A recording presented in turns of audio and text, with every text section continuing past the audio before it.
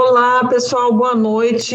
Estamos aqui hoje para mais uma live sobre um tema tão importante nesses tempos de Covid, que é falar sobre feridas. O que a gente sabe até agora com relação à ferida nesses tempos de Covid. Então, a gente vai ter dois convidados super importantes e que entendem muito do tema, como vocês vão ver aqui pela apresentação que eu vou fazer para vocês. O primeiro é o Dr. Adriano Mel, ele é mestre e doutor em Ciências e Engenharia Biomédica pela Universidade Tecnológica Federal do Paraná. Ele é membro da European Wound Management Association, é membro da Tissue Viability Society, é membro da Sociedade Brasileira de Nutrição Parenteral e Enteral, BRASPEN, é médico consultor, professor e pesquisador em novas tecnologias para prevenção tratamento de feridas agudas e crônicas e lesões neuropáticas. Depois disso, a gente vai ter a enfermeira Mara Rúbia de Moura. Ela tem especialização em enfermagem hospitalar pela UFMG em 2008.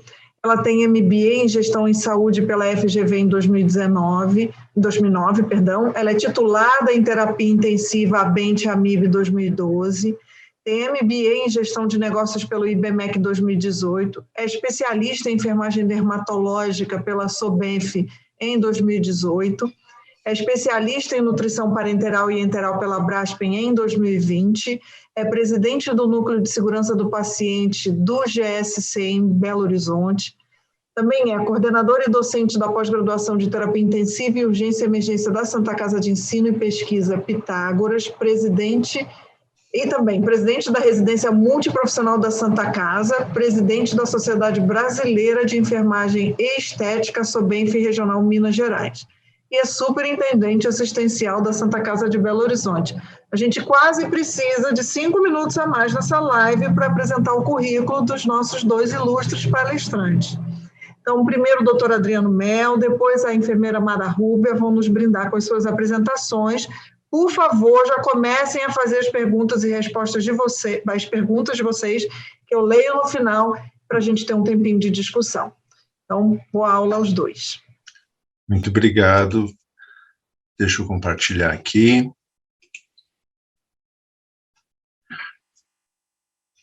Olá, meu cordial boa noite, muito bem-vindos, sejam todos vocês, para mais esta ação extremamente importante, oportuno na temática de feridas em tempos de Covid. É uma imensa satisfação estar aqui hoje e gostaria de declarar meu potencial conflito de interesse, já que estou a convite da Nestlé Health Science e gostaria imensamente, inclusive, de parabenizar pela iniciativa dentro de uma reflexão do que estamos vivendo já há algum tempo, mas tentar associar isso com as condições que já havíamos visto em nossos ambientes de trabalho. Cabe lembrar que cicatrização é um processo, portanto, uma ação que tem um início, meio e fim. Eu gosto muito de enfatizar isso, principalmente porque, para formar novos tecidos, independente da condição que levou à destruição tecidual, nós precisamos gerar energia, e para isso uma série de nutrientes se faz necessário. Se nós tivéssemos o melhor dos mundos, se nós tivéssemos a parte fisiológica, o controle sobre isso, nós veríamos que todo esse processo inicia-se como uma orquestra. Existe um dano ao vaso sanguíneo, existe uma hemostasia buscando nós pararmos o sangramento, mas ali já ocorre uma sinalização celular para que as nossas células de defesa, as nossas células de reconstrução comecem a formar um meio ambiente ideal para que a minha matriz proteica seja ali formada e dê, portanto, uma condição ideal para a formação do colágeno, para que as próximas fases, incluindo a fase de remodelagem, se dê na sequência correta. Portanto, nós temos estímulos que devem ocorrer em determinados períodos. Isso não quer dizer que a ferida deverá estar cicatrizada, porque varia muito da extensão do dano, da profundidade, mas você já tem que obter uma série de respostas, isto é, essa ferida está respondendo às minhas ações entre 3 a 4 semanas. Muito bem. Sabendo disso, e agora sabendo que a hemostasia, que é literalmente o passo inicial para toda a cascata de eventos que virão a seguir, inclusive o início da fase inflamatória, para, consequentemente, termos a fase de proliferação e de maturação, nós temos que pensar numa harmonia celular, isto é, numa reconstrução onde nós precisamos não só parar de sangrar, mas também dar defesa à nossa situação de barreira que foi rompida através de uma ferida, para que as nossas células, que literalmente agora, como leucócitos, macrófagos e também linfócitos, farão a nossa defesa. Tudo isso para que na sequência da fase proliferativa, o nosso fibroblasto comece a produzir as proteínas estruturais. Então, nesta fase, na fase de proliferação, a principal célula envolvida é o fibroblasto. E o objetivo principal desta fase no processo de cicatrização está na recuperação da superfície da ferida, na formação do tecido de granulação e na restauração da rede vascular. Para isso, eu preciso manter o fornecimento de oxigênio e nutrientes.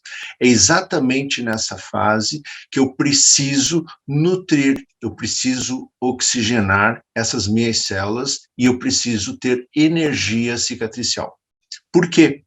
Porque eu estou reconstruindo, estou sintetizando a matriz extracelular, estou promovendo a formação de novos vasos sanguíneos, eu já estou estimulando, inclusive, a epitelização, mas eu estou acumulando colágeno.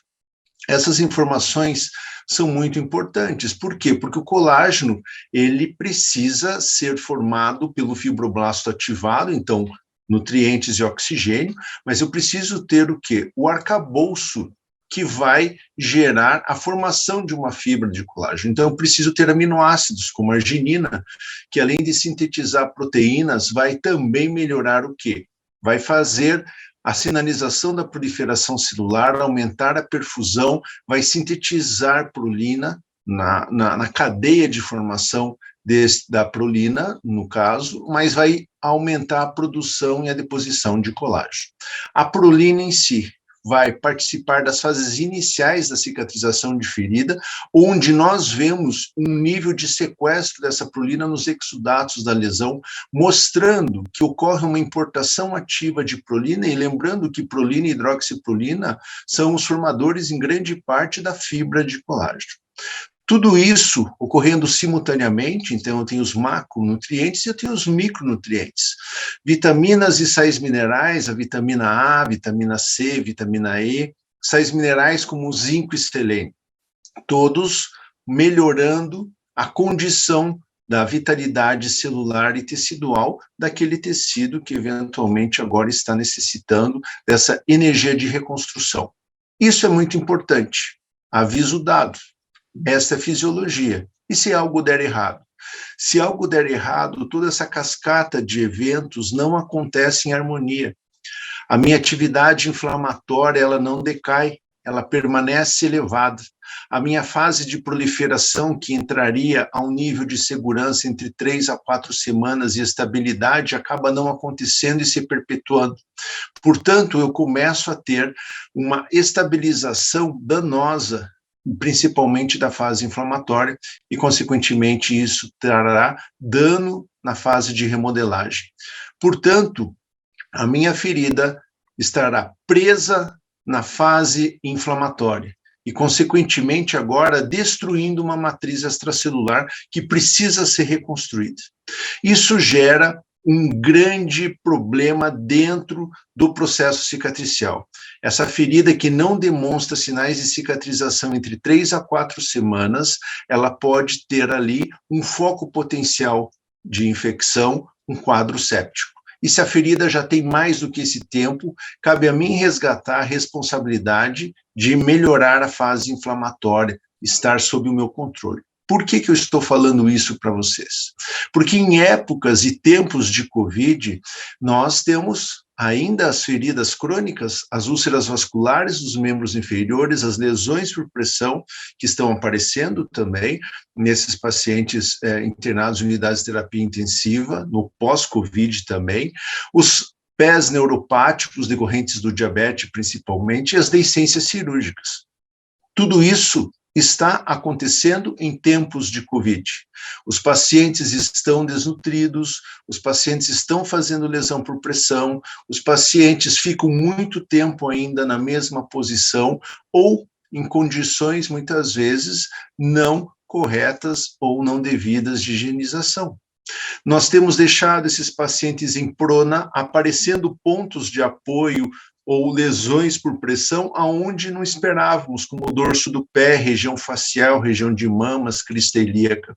E lógico que esses pacientes também ficam sondados, ficam cateterizados por longo tempo, fazendo lesões que estão praticamente sendo a resposta do uso de um dispositivo médico. Fora isso, o próprio tratamento da COVID faz com que nós usemos medicamentos que podem interferir na cicatrização, anticoagulantes, corticoides, e vai haver com isso uma repercussão muito grande no processo cicatricial.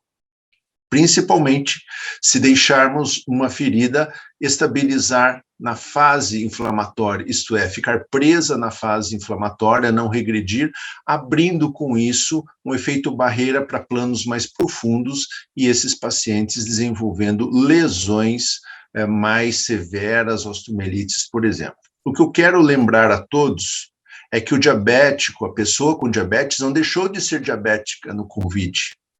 Nós estamos hoje enfrentando, então, um surto de Covid com pessoas com diabetes internadas em unidades de terapia intensiva por Covid. E que, quando diabético ou não, hipertenso ou não, vai continuar com essas doenças crônicas não transmissíveis.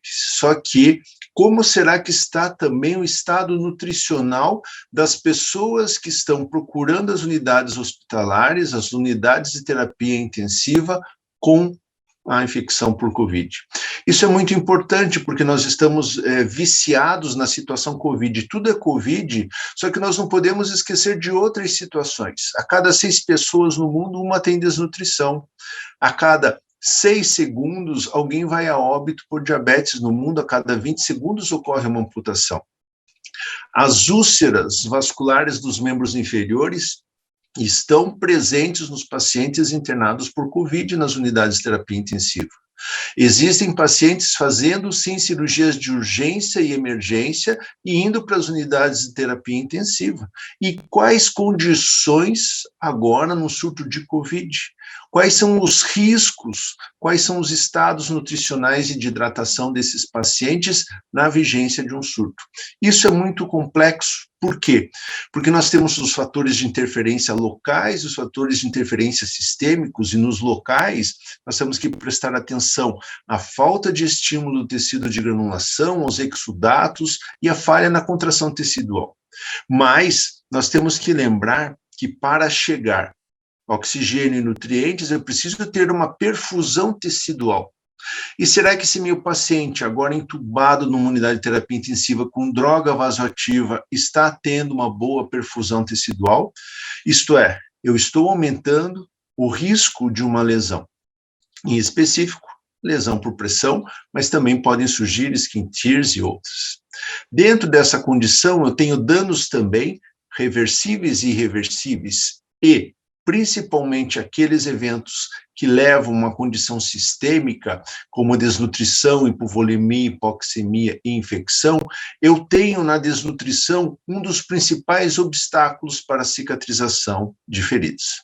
Então, cabe lembrar que é uma soma, é um conjunto de situações que vão levar a desfechos desfavoráveis que estamos encontrando nesses pacientes que muitas vezes, sobreviventes ao COVID na unidade de terapia intensiva, acabam saindo dessas unidades com lesões por pressão, emagrecidos, perda de massa muscular, como eu mostrarei a vocês. Por quê? Porque eles também têm doença vascular, porque eles também têm edema, eles também têm diabetes, eles também estão usando corticoides, estão eventualmente usando anticoagulantes e eles não deixaram de ser DPOCs. Então, vejam, agora eu estou querendo requisitar um processo de energia cicatricial num paciente que já tinha doenças de base ou comorbidades que interferem diretamente no processo de cicatrização. O que cabe lembrar é que a experiência no cuidado de feridas engloba inúmeras habilidades, em específico uma visão holística desse indivíduo, ou, principalmente, a habilidade desenvolvida por nós, profissionais da saúde, para entendermos quem é o paciente de risco, quem é o paciente que está com estado nutricional precário, porque isso vai gerar um risco aumentado de feridas crônicas. Mas, será que estamos olhando só o COVID ou estamos deixando de controlar a glicemia também? Como é que está o aporte proteico energético? Como é que está a hidratação desse indivíduo? Tudo isso para lembrar a vocês que nutrição e cicatrização possuem uma relação intrínseca, mas que nem sempre é possível nós suprirmos as necessidades nutricionais desses indivíduos com feridas, principalmente em quais grupos? Nas pessoas com diabetes, nos idosos e nos imobilizados. Nesse caso, cabe lembrar que esse indivíduo precisa de energia cicatricial vindo de um processo nutricional, portanto, condicionando essa cicatrização a receber esse aporte proteico energético, calórico e hidratação para o crescimento, reparo tecidual e reparo celular. Pois bem, vamos unir essas informações na condição do que são as pessoas com COVID, o risco de desnutrição e o déficit de cicatrização. O que nós estamos entendendo? A permanência na UTI, as polimorbidades e a idade avançada têm colaborado muito para desfechos desfavoráveis no surgimento de feridas. Então, esses pacientes, eles têm uma hiperinflamação grave decorrente do COVID, com uma liberação maciça de citocinas inflamatórias, independente se vão para a ventilação mecânica não invasiva ou invasiva, ou eventualmente usam drogas vasoativas. O que importa é que eles permanecem longamente, ou por tempo prolongado, em unidades hospitalares. E isso aumenta o risco de desnutrição. Se nós lembrarmos que isso gera, portanto, uma atividade inflamatória, reacional maciça, com liberação de citocinas, esse processo todo não se fecha, se torna um ciclo vicioso, com destruição da minha matriz proteica tentando ser reconstruída por metaloproteases e assim por diante. Isso é demonstrado neste trabalho, onde 70% dos pacientes internados com COVID apresentavam sobrepeso, ficavam 8 dias internados em média, mas 31% desses pacientes já perdiam mais do que 5% do peso corporal inicial, principalmente aqueles que apresentavam uma maior inflamação sistêmica decorrente da duração da doença, isto é, do tempo de hospitalização. Esse trabalho aqui chama muito a atenção, vejam que o N é bem significativo, né? Onde 42% dos pacientes hospitalizados com COVID estavam em risco de desnutrição e quase 30% dos pacientes já estavam desnutridos no momento da avaliação. Para saber disso, já conseguiam fazer o screening desses pacientes no momento da internação dentro do processo do internamento hospitalar. Portanto, nas unidades de terapia intensiva, semi-intensiva e unidades intermediárias, foi a maior concentração de pacientes que perderam mais do que 5% do peso corporal, e não foi diferente nas enfermarias, lógico, menos em termos de proporção, chegando a 30%, 33%. O que chama a atenção é Qual é a origem da perda de peso nesses pacientes? Agora, eu preciso ter energia e esse indivíduo está perdendo peso decorrente de peso por perda de massa magra, músculo.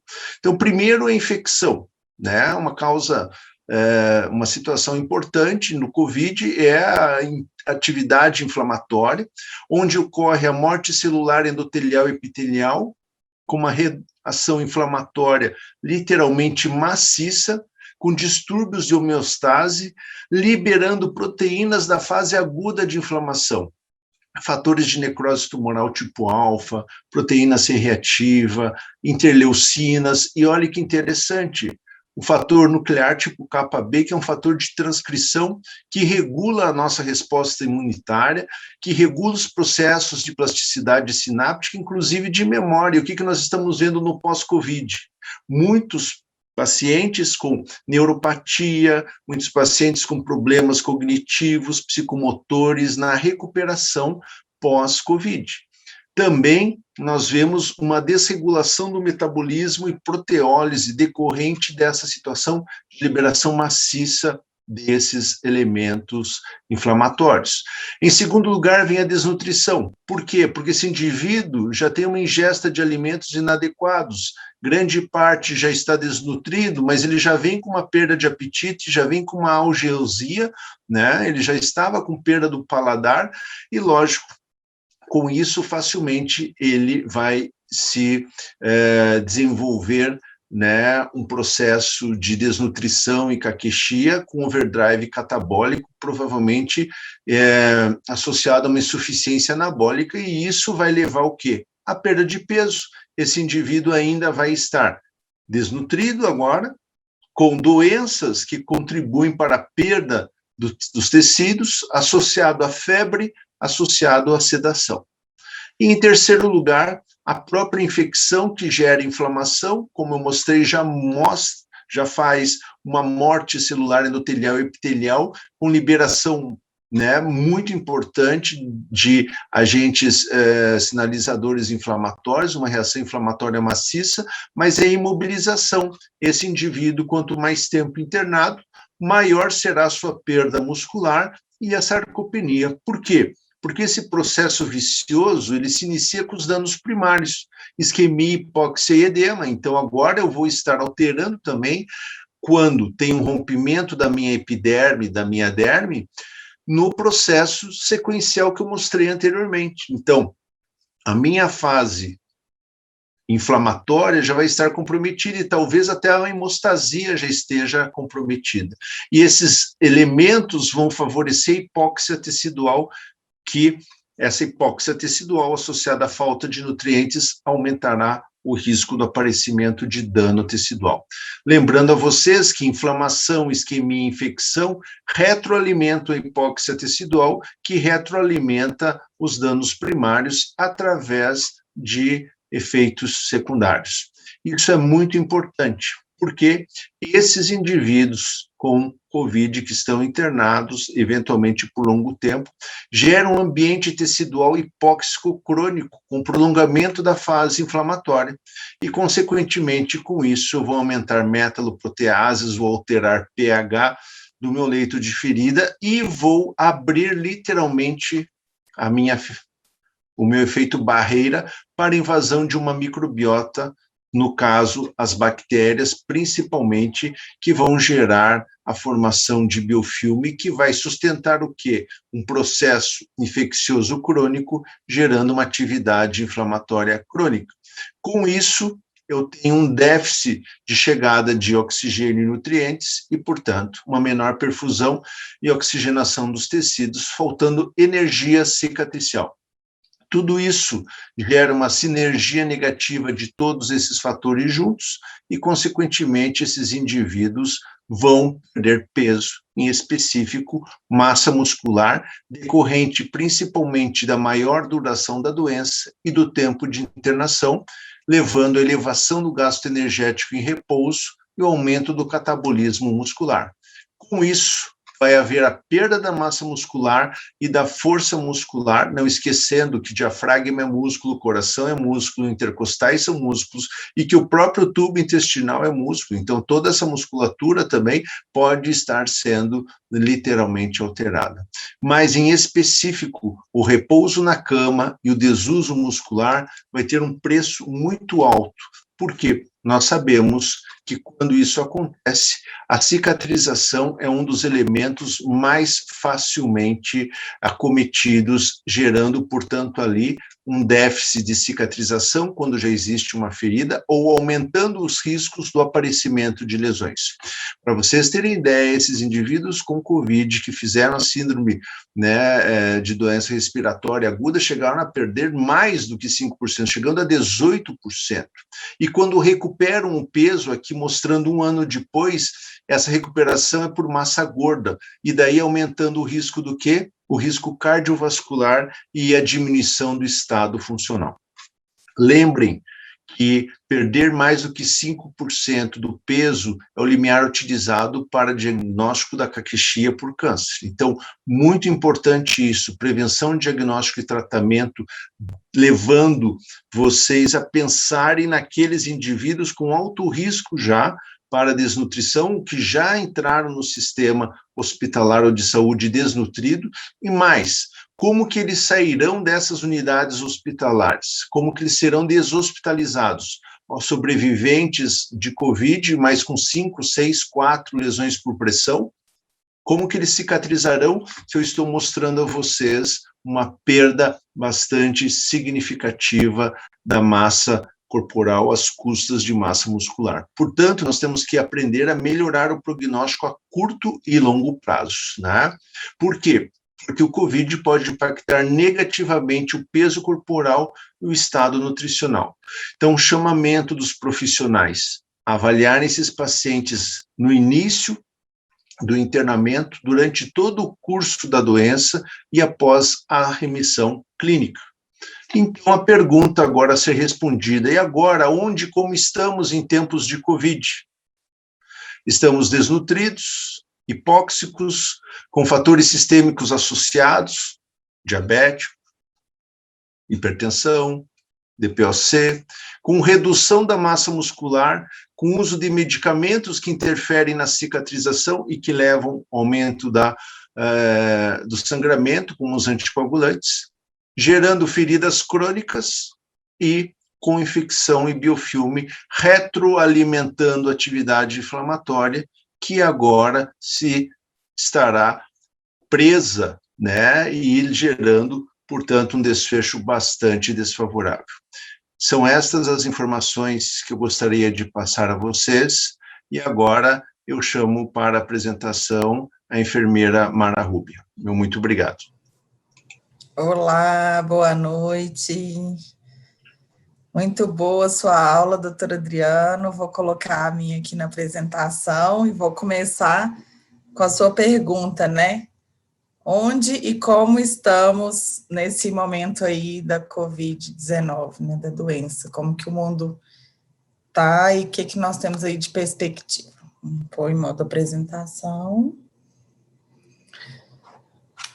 Aproveito para cumprimentar todos os colegas que estão aí assistindo, né? A gente sabe que é um momento de busca de informação, que é super importante, esse momento que a gente tem aqui para discutir. Então, queria fazer os agradecimentos à Nestlé, que sempre investe no conhecimento científico, na busca para as melhores práticas. Então, o cenário que nós temos aí hoje, né, no Brasil, a gente tinha uma projeção da população até 2060 de uma expectativa de vida de 79 anos, né, hoje aí com 76. E aí tivemos um cenário atual, que a doença chegou e foram projetadas alguns cenários das curvas do que aconteceu com a nossa população, né? Nós tivemos uma primeira onda aí da doença, da Covid-19, e aí foi priorizada essa doença para o mundo todo, né? E o Brasil não foi diferente, mas, em contrapartida, todos os pacientes crônicos, eles reduziram a sua busca, o seu atendimento, os ambulatórios fechados. Então, a gente tem uma segunda onda, que são das doenças crônicas, né, internação dos pacientes que não buscaram o atendimento ou o controle da sua doença, né. Nós temos uma terceira onda, que são esses pacientes justamente que tiveram COVID, tiveram tudo isso que o doutor Adriano Mel falou, né, acamados, perda de peso, desnutrição, e esses pacientes, eles precisam de uma reabilitação.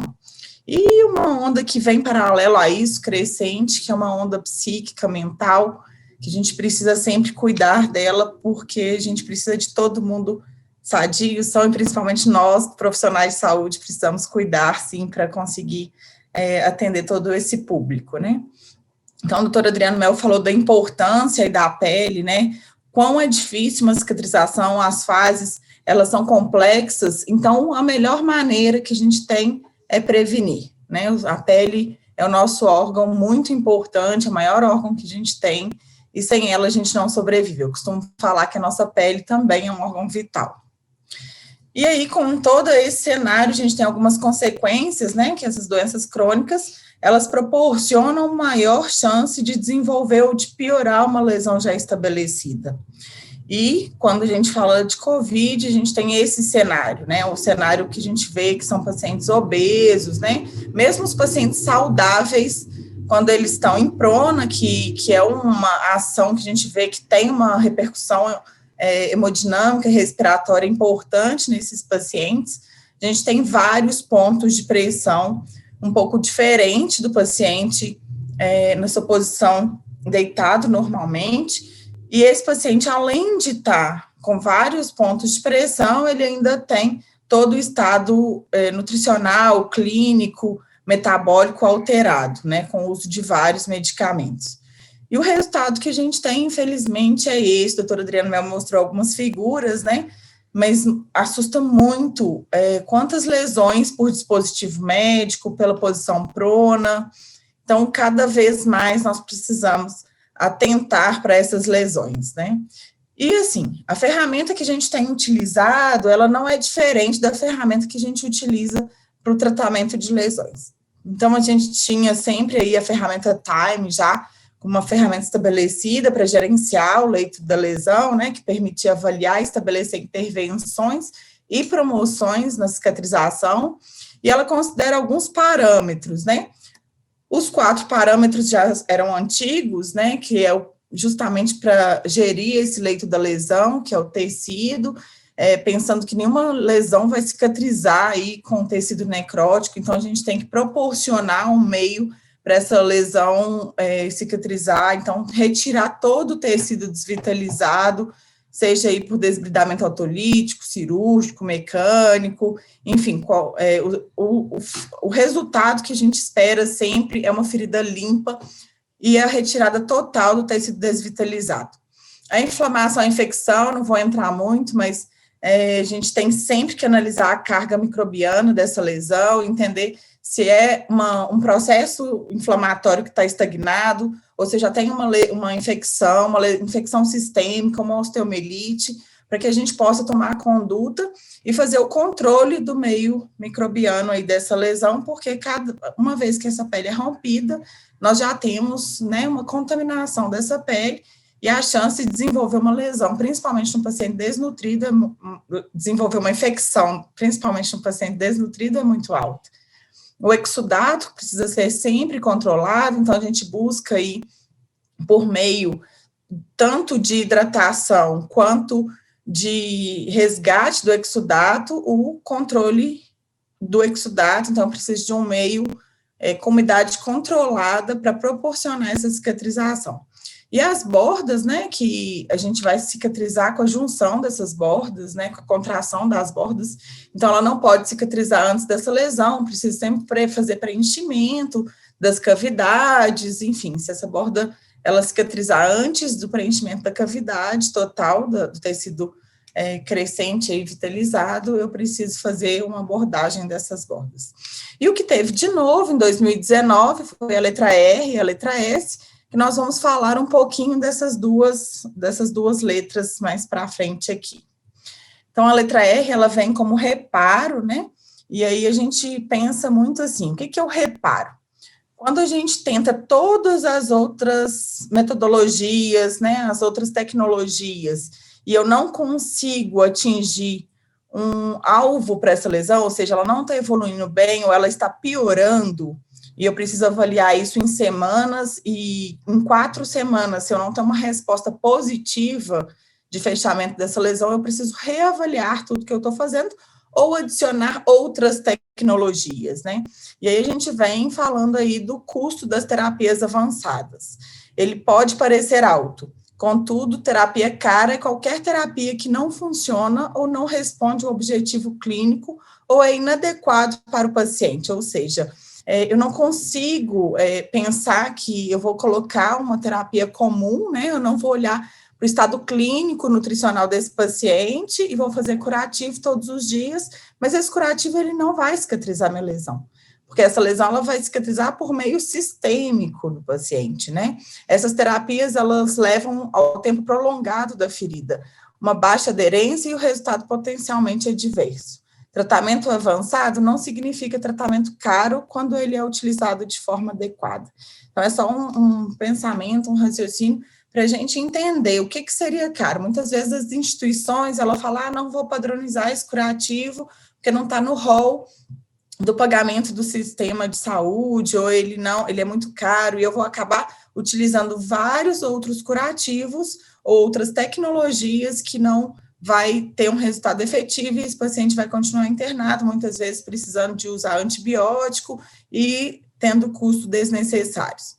Então, trouxe para vocês aqui, no último guideline da NPOAP, né, que foi no final de 2019 também, ele trouxe o que teve de muito diferente, foi um capítulo diferenciado de agentes biofísicos, né, que trazem essas tecnologias avançadas, justamente para os pacientes aí com difícil cicatrização, ou um paciente que você já sabe que ele tem uma comorbidade crônica, que é um diabético, que ele está em uso de medicamentos, que eu preciso auxiliar essa cicatrização, né?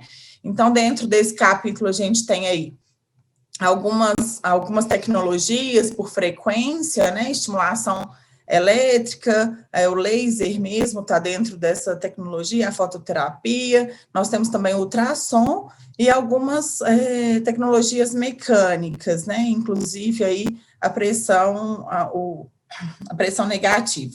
Então, a gente, dentro desse guideline, o laser, ele ainda vem com uma evidência muito baixa, porque a gente não tem estudos robustos, mas a pressão negativa e o ultrassom vem aí com uma evidência mais forte. Nós temos muito falado também nesse guideline novo, os fatores de crescimento, né, que geralmente eles estimulam a proliferação de neutróficos, macrófagos, queratinócitos, e todos ativos em diferentes estágios da cicatrização da ferida, como o doutor Adriano Mel mostrou muito bem as fases de cicatrização. No Brasil, muito pouco utilizado, a gente, inicialmente com um custo baixo, mas com uma difícil manipulação, né, a gente tem aí plaquetas plasma rico em plaquetas, né, onde a gente separa o sangue da plaqueta dos pacientes e aplicaria ao próprio paciente essa plaqueta, esse plasma rico em plaquetas. Mas no Brasil a gente não vê comumente utilizado, mas ele é muito citado no guideline. É muito importante que a gente busque, né, mecanismos, que a gente faça protocolos para que a gente consiga atingir o paciente de forma interprofissional, né? Então, aqui, esse esquema gráfico, ele foi publicado pela Brasp, na campanha Diga Não à Lesão por Pressão, agora em 2020, e ele faz uma interação da enfermagem com a equipe da NTN, seja por nutricionista, ou seja pelo médico nutrólogo, onde a gente inicia com uma avaliação de risco do paciente, né, aqui citado como Braden. Então, se o risco é baixo, a gente vai acompanhar periodicamente, né, e avalia também se ele vai receber essa alimentação e aceitar essa alimentação da maneira que a gente indica dentro do guideline, né, então, sempre avaliar periodicamente, e se esse risco for moderado ou alto, a gente tem que pensar se esse paciente já tem ou não lesão. Se ele não tem lesão, avaliar aí, né, ele tem um risco mais alto, colocar calorias e proteínas 30 de 30 a 35 calorias por quilo por dia e proteína mínimo de 1,5. E sempre lembrar também da hidratação hídrica, né, porque a ferida, a pele, ela é hidratada de dentro para fora, né, a barreira lipídica, ela não deixa a gente fazer essa hidratação mais profunda, então, sempre lembrar da hidratação hídrica desse paciente. Se ele estiver recebendo essa meta acima de 60%, eu posso reavaliar periodicamente, se não, a gente tem que pensar aí num suplemento oral para esse paciente e sinalizar para a MTM.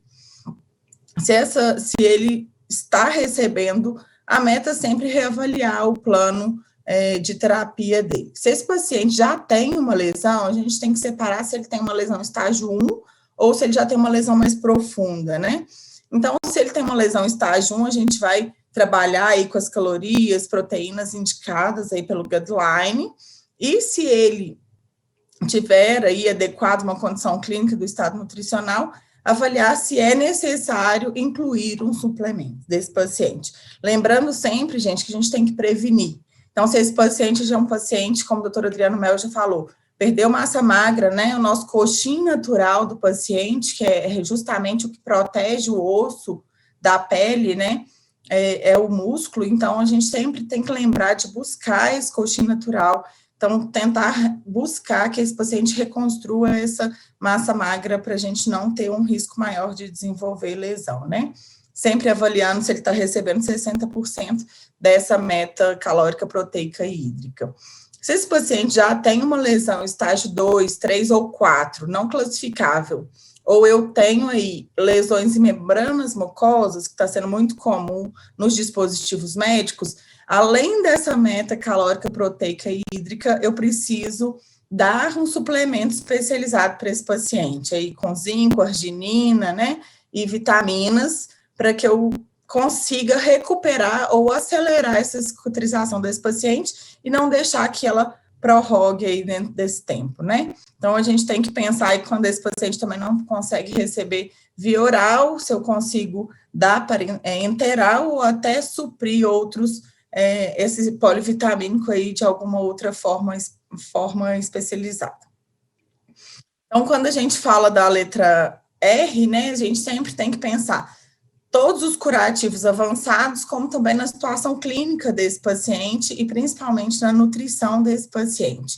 Quando a gente vai para a letra S, a gente vai falar de fatores sociais relacionados ao paciente, né? E aí, quando a gente busca, dentro da indicação do Ministério da Saúde em 2020, são as reflexões de deshospitalização, a gente vê 10 pontos de atenção na deshospitalização ou na alta segura desse paciente. E desses 10 pontos, né, 8 pontos são referentes a um paciente que tem uma lesão. Então, se esse paciente usa uma polifarmácia, ele tem vários medicamentos, a gente tem que entender a interferência desses medicamentos, né? A reabilitação multiprofissional, ou seja, eu preciso entender que todos os profissionais estão interligados também com essa lesão, promover esses insumos, então entender se esse paciente está indo embora para casa, se ele tem condição de continuar o tratamento dessa lesão, se ele tem uma rede para continuar esse tratamento, como que vai ser esses insumos para ele, né, tanto da nutrição quanto da cicatrização, das lesões, identificar o hospital e a equipe de retaguarda desse paciente, se esse paciente piorar, se eu tiver algum problema com esse paciente, para onde que ele vai voltar, a rede de assistência, o matriciamento da assistência domiciliar, quem que vai olhar esse paciente em casa, né, as reuniões, né, e os treinamentos de capacitações dos cuidadores. Aqui eu trouxe para vocês um exemplo de um checklist de avaliação de alta segura, que foi tirado aí do projeto REAP pós-Covid, do PROAD-SUS com o Sírio-Libanês, e nessa ferramenta, a gente tem nós temos 2 itens, né, nutricional, que é o item aqui da dieta, como que esse paciente está recebendo essa dieta, e o SARC-F também desse paciente, mas específico da lesão, a gente tem 2 pontos de atenção, onde a gente avalia se esse paciente já tem lesão e se ele tem risco para lesão, né? E essa escala, ela mostra para a gente se esse paciente ele pode ir para casa e ele não precisa de acompanhamento, ou se ele é sugestivo de uma atenção, né? Quanto maior o ponto mais seguro ele está, ou se ele deve manter-se internado. Então, é muito importante que a gente consiga fazer o cuidado desse paciente do início ao fim, né? Então, toda essa rede de saúde, ela precisa estar junto com o paciente, porque uma reinternação, com certeza, ela vai levar a 40% de chance de mortalidade desse paciente. E o sucesso é o paciente centrado mesmo, né? A gente utilizar aí a interdisciplinariedade, visar sempre a maior independência funcional desse paciente. O paciente desnutrido, ele não vai conseguir essa independência, ou parcial, enfim, educar a saúde e contar sempre com um planejamento junto à rede. Tem alguns estudos, né, que relatam o impacto da redução de lesões após o desenvolvimento de programas de educação com pacientes e familiares. E eles demonstram resultados positivos nos níveis de conhecimento desse usuário e do desenvolvimento de habilidade do autocuidado.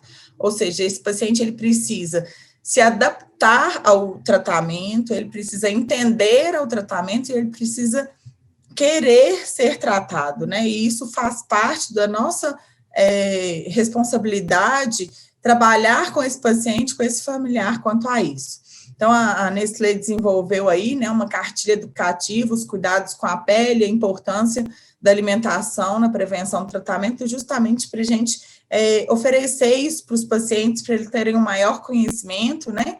Ali fala tanto da parte da enfermagem, quanto da parte de nutrição, e a gente tem que se lembrar sempre que prevenir é sempre a melhor opção, né? E após uma lesão estabelecida, são necessários todos os esforços reunidos para recuperação e reabilitação em o menor tempo possível. É necessário medir e acompanhar. Se eu não conseguir medir uma ferida, eu não vou saber se ela está melhorando ou piorando. Então, a gente tem que estabelecer indicadores para essas lesões, né? E é necessário mais do que curativo para cicatrizar. E juntos somos mais fortes, porque nós temos que trabalhar a interdisciplinariedade, porque todos nós temos um papel importante nesse paciente centrado. Muito obrigada. Muito bem, agradeço aqui a doutora Mara e ao doutor Adriano pelas excelentes apresentações. A gente já tem umas perguntinhas aqui no site que eu gostaria de compartilhar com vocês e gostaria da resposta. Nenhuma para alguém específico, então vocês respondam os dois, se alternem, a gente pode fazer isso bem dinâmico. A primeira pergunta: nesses pacientes com ferida e COVID, há uma percepção de feridas piores do que as antes recebidas? O que vocês acham? Eu acho que sim, viu, doutora Adriana? Na verdade, assim, toda a fisiopatologia da doença, ele já leva uma dificuldade de cicatrização, né? E também o ambiente, assim, no sentido de, tanto para prevenção é mais complexo. Eu lembro quando eu era enfermeira de terapia intensiva, em cada 2 meses eu tinha um paciente com SARA grave, né? Hoje a gente vê CTIs com 10 pacientes, 9 estão em ventilação mecânica e 8 estão pronados. Então, a complexidade da prevenção, a demanda da necessidade do trabalho, ele é muito alto. E a cicatrização, eu vou deixar para o doutor Adriano falar um pouco melhor, mas ela tem várias interferências na fisiopatologia e no tratamento da doença, no que interfere a cicatrização. Eu sempre gosto de mencionar, né, que o COVID ele não é uma infecção, só ele é uma reação inflamatória maciça. E você, com isso, tem um total desequilíbrio de todas as suas ações perante até os processos cicatriciais, e como a Mara falou, e nós esquecemos, né, da palavra prevenção. Então, o que nós temos hoje? O paciente complexo saindo, né, da unidade de terapia intensiva com menos massa muscular e muitas lesões por pressão. Nós temos aquele paciente em casa que teve COVID, que está com medo de sair, né, muitas vezes até porque ele já tem uma lesão, ele é diabético, tem uma lesão nos pés, mas ele tem medo de se contaminar, né, ou eventualmente contaminar ou ser contaminado por outros. Então, a situação dele em domicílio piora cada vez mais, e quando ele procura o auxílio, ele está num estado muito avançado. Eu tenho aquele paciente que, quando procura e você pede um exame, uma ação, ele retarda o tempo para fazer, porque ele tem medo de ir no laboratório, tem medo de fazer um exame de imagem. Então, o COVID, ele escancarou, eu falo assim, o sistema de atendimento em todos os níveis e a nossa capacidade de ver esse paciente complexo dentro de uma situação, e como Mara falou, né, você via um ou outro dentro da unidade de terapia, agora você vê a grande maioria em muitas delas, né? E essa é uma resposta muito importante. O paciente ele tem que sobreviver a essa descarga inflamatória sistêmica maciça, e as interferências em órgãos-alvos são muito importantes também. Muito bem, temos mais perguntas. Vocês acham que pacientes que não estejam em risco nutricional, a gente também recomendaria nutrientes específicos de cicatrização?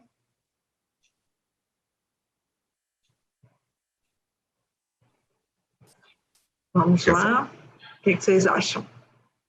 Sim, eu acho que nós temos que pensar muito à frente, e eu gosto de falar sempre, né, Valéria, nós somos treinados como profissionais da área da saúde a sermos terapeutas, né, e nós esquecemos muito da palavra prevenir, né, e se nós preveníssemos, com certeza, muitos desfechos desfavoráveis seriam literalmente reduzidos ou até mesmo eliminados. Eu acho que esses pacientes que podem eventualmente não estar numa avaliação inicial com desnutrição, mas são pacientes de risco em potencial, idosos, pessoas com diabetes, ou até imobilizados por sequelas neurológicas, nós temos que estar à frente da condição ou do aparecimento de uma lesão tegumentar.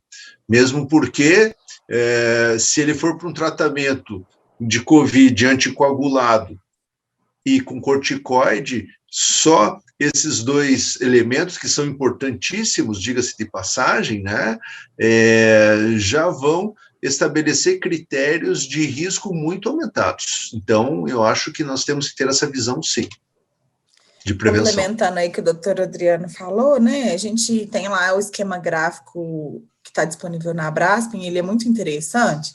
E aí, quando a gente vê um paciente que já tem um risco, ele não tem risco nutricional ou não está desnutrido, mas ele tem um risco de lesão por pressão, é um paciente-alvo que, com certeza, os itens que a gente avalia, ele vai acabar desenvolvendo um estado nutricional pior, né? Então, pensando nesse sentido, regra colocar um suplemento especializado para um paciente, por exemplo, que não tem lesão e não está desnutrido? Não, não é regra, né? Mas a gente tem que entender até a situação assim, ele tem disponível, ele tem condição de comprar, é uma prevenção que está dentro do rol que ele pode utilizar? Isso é importante. Importante também, quando a gente fala do paciente COVID, que esse paciente que está com COVID, ele tem aí uma necessidade, né, de suplementação, os pacientes principalmente que já estão internando, enfim, de vitaminas, enfim. Então, o nutriente especializado, ele vai trazer essa reposição e a prevenção para a gente, né? Então, se esse paciente tem condição de tomar e com certeza ele vai desenvolver um paladar diferenciado, não vai conseguir comer da mesma forma adequada, a mudança do hábito desse paciente alimentar, ele é muito rápido, e quando ele está internado, ninguém olha para isso, né? E quando ele está isolado, porque aí ele ficou com Covid, ele vai ficar sozinho em outra casa, ou ele vai ficar no quarto sozinho, aí o pessoal fica todo preocupado com a oxigenação e esquece da outra parte. Então, é sempre um indicador para a gente estar bem atento. Muito bem. E uma pergunta que eu vou responder. Onde que se consegue a cartilha que a Mayra Rubia e a Flávia Fonseca escreveram? Ela está no portal do Avante Nestlé. Agora eu vou fazer outra pergunta para vocês, essa eu gosto bastante, inclusive. O que a gente avalia na hora de determinar a escolha de curativos mais caros ou não? E aqui a gente pensa também na suplementação nutricional especializada. Esse conceito de caro, às vezes é o preço, mas não é o valor. Como é que vocês veem isso? Eu acho que uma maneira de se encarar isso, Valéria e Mara e todos, né, é que nutrição terapia tópica bem indicada não são custos, é um investimento. Não adianta nós fazermos de conta que gaze, limpando ferida com soro fisiológico e passando atadura e aplicando antibióticos, eventualmente sem saber o porquê, em pacientes que muitas vezes estão com insuficiência arterial periférica, sem diagnóstico, vai trazer algum benefício. Assim como não só fazer curativo e esquecer que o paciente está desnutrido, está com diabetes descompensado, está com hipertensão alterada. É uma visão holística do sistema. Então, quando você soma todos esses fatores, você resgata esse indivíduo e você controla ele com uma visão holística, porque nós temos que pensar que tratamento de feridas não é olhar a ferida do João ou da Maria, é a Maria hipertensa, DPOC, usuária de corticoide com uma ferida, é o João com diabetes desnutrido com uma ferida, que não faz também terapia de elastocompressão na úlcera vascular e que está com aquela ferida há 30 anos. Então, o sistema hoje está programado para tratarmos cronicamente os pacientes e deixá-los crônicos. Nós não resgatamos esses pacientes e falamos assim, não, vamos fazer uma força-tarefa, controlar você sistematicamente, sistemicamente e te devolver para a sociedade para você ser produtivo, para você ter qualidade de vida. Não, nós vamos fazendo terapias que eventualmente não têm uma resposta ideal e achamos que tudo é gasto. E, na verdade, nós conseguimos comprovar em farmacoeconomia o quanto é benéfico o estado nutricional, o quanto é benéfico uma indicação correta de uma terapia tópica que pode trazer muitos benefícios. E aí eu vou complementar, né, doutora Adriana, porque assim, né, o SUS é meu amor, né, e a gente sabe tanto que é difícil trabalhar no SUS, mas até o SUS, para a gente fazer uma padronização de alguma coisa, a gente tem aí a Conitec. O que a Conitec pede para a gente avaliar? Custo-benefício e custo-efetividade, não é custo em si, né? Então, quando a gente fala de investimento, é justamente isso. Se eu tenho uma efetividade, um benefício maior do que esse custo, isso vale a pena a gente investir. Claro, sempre com protocolos, com indicações corretas, né? A gente não pode também achar que um curativo ou uma nutrição especializada vai resolver todos os problemas se eu não gerir, se eu não fizer a gestão disso. E aí, até respondendo, voltando à pergunta anterior e linkando com essa, né? Quando a gente fala assim, indicado suplemento especializado para um paciente que não tem risco nutricional, que não está desnutrido, e aí a gente traz, eu falo, isso é uma indicação, não é uma indicação absoluta, é uma indicação relativa. Mas para o paciente que tem uma lesão, é uma indicação absoluta. Hoje eu tenho um indicador no hospital 100% SUS, que é o número de pacientes com lesão utilizando suplemento especializado. Então, isso faz total diferença, a gente vê o resultado, assim, incrivelmente diferenciado quanto a isso. Muito bem. Acho que a gente vai agora para a última pergunta. Na hora de criar protocolos, quem é que a gente deveria envolver? E quais os protocolos e indicadores que vocês mais utilizam? Essa eu amo, hein?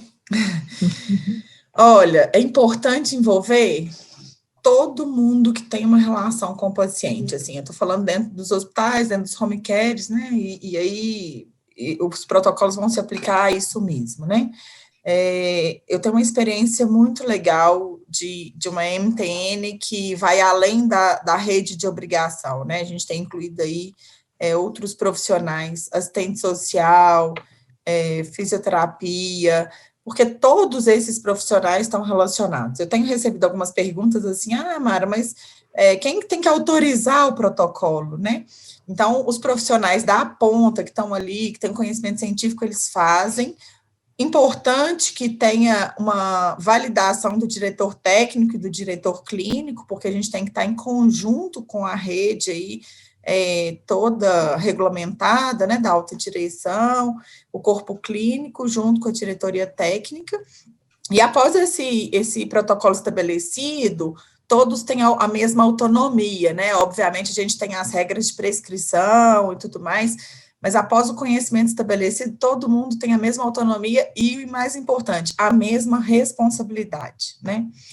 dos indicadores que a gente tem utilizado aí, a gente tem os padrões, né, que é avaliação de risco nutricional, avaliação de risco de lesão por pressão, mas também a gente trabalha com outros indicadores, né, o indicador aí do paciente, o quanto ele recebe, né, que é o prescrito versus infundido, então, o quanto é indicado de alimentação para esse paciente, o quanto ele realmente está recebendo, isso é um indicador bem desafiador de mensurar, mas ele é extremamente importante.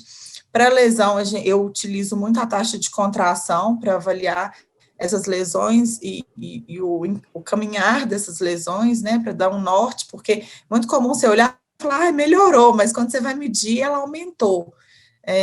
E a taxa aí dos pacientes que recebem dieta especializada com lesão por pressão. Esses são os indicadores que normalmente eu utilizo. E complementando também, tendo tudo isso, né, junto e misturado, lembrar que tratamento de feridas, você tem que formar uma equipe, é um time, né, onde a ferida não tem um dono dentro da profissão na área da saúde. O dono é o paciente, é ele que está sentindo dor, desconforto ou dor. Então, essa harmonia entre nós, profissionais da saúde, ela tem que existir no estabelecimento de protocolos, de diretrizes, mas buscando sempre o cientificismo. A medicina baseada em evidências, uma correlação da harmonia que você tem na sua situação prática, associado com respaldo técnico-científico. E é isso que vai levar o benefício para aquela pessoa que está te procurando, né? Você não só pensar na lesão, mas você pensar em cicatrizar, em manter cicatrizado e evitar que outras lesões ou essa mesma apareça. E para isso, eu preciso ter também um núcleo de profissionais que pensem em andar em conjunto, porque longe de vocês, não adianta o melhor curativo e tecnologia tópica com paciente desnutrido, diabético descompensado, e que sai do seu ambulatório e acende um cigarro ali na porta mesmo, não é verdade, Mara? Então, assim, isso é a nossa realidade. Então, vejam como esse trabalho ele vai muito mais além, ele é muito mais amplo, dentro até da própria sistemática SUS ou da rede privada, né? Então, trabalhar em equipe, nesse sentido, é fundamental. Muito bem. Nossa, que sessão, que sessão. Eu gostaria de lembrar, se eu sou intensivista, né, então o conceito da UTI é o que eu trago. A gente sim está vendo mais feridas nesses pacientes, eles ficam muito graves, as ventilações pronas, não só mais feridas, como feridas em lugares onde a gente não via antes, por conta da prona e etc. Então, são doentes muito graves, muito agredidos, a jornada desse paciente para a recuperação ela é longa, então a gente percebe que cuidar das feridas nesse momento ela é extremamente importante, e a nutrição em toda a jornada ela é fundamental, desde o momento mais precoce até alterações de formulações nutricionais, a depender de que fase esse paciente está. Não é a mesma dieta que se começa, vai com ela até o fim no mesmo cálculo, mas seguindo a jornada do paciente, elegendo qual é a melhor hora, qual é a melhor oferta calórica e proteica, qual é a melhor formulação para usar em que momento, para que esse paciente tenha um melhor desfecho. Então, eu gostaria muito de agradecer a presença de vocês, espero que vocês que estão aí nos assistindo até essa hora também agradecer a vocês e espero que vocês tenham aproveitado tanto quanto eu aproveitei aqui essas apresentações. Boa noite a todos, espero ver vocês em breve. Muito obrigada. Tchau, muito obrigado. Muito obrigada.